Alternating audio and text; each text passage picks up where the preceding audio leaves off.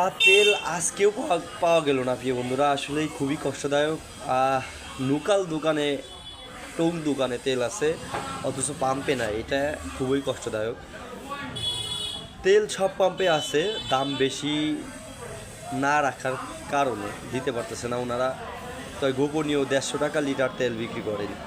আজকেও ঘুরে আসলাম, তেল পাইলাম না। যাই হোক, এটা সরকারিভাবে বা প্রশাসনিকভাবে পদক্ষেপ না নিলে আসলেই সম্ভব না।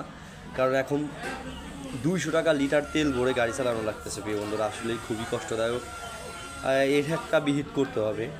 এটা আসলেই প্রশাসনিকভাবে যদি একটু নজরে না আনেন তাহলে কোনোদিনও সম্ভব না। এই দেশ থেকে দুর্নীতি মুক্ত করা আসলেই অসম্ভব হয়ে গেছে, কারণ নতুন সরকার আসলেন, মনে করলাম যে আসলে দেশে দুর্নীতিটা এখন একটু কমবে। তা না হইলে তেলের সিন্ডিকেট যেভাবে করতেছেন এইটা একটু কমানো প্রয়োজন আমাদের জনগণের জন্য। তো বন্ধুরা, সকলে ভিডিওটা একটু শেয়ার করবেন যাতে ভিডিওগুলো মানুষ দেখে সতর্ক হতে পারে। আর পাম্পে যেই পরিমাণ কাজগুলো আমাদের সাথে করতেছেন, সকালবেলা গেলে বলে রাতে শেষ হয়েছে, আর রাতে গেলে বলে সারা দিনে মানুষকে দিয়ে শেষ করছি।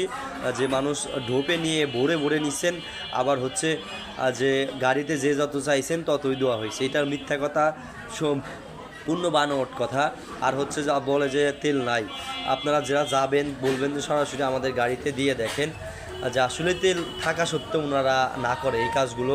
খুবই কষ্টদায়ক। মানুষ কত কষ্ট করে হুন্ডা ঠেলতেছেন পুরো রাস্তায়। প্রিয় বন্ধুরা, এটা দেখে অনেকটাই কষ্ট লাগে। ধন্যবাদ সকলকে। আসসালামু আলাইকুম রহমতুল্লাহ।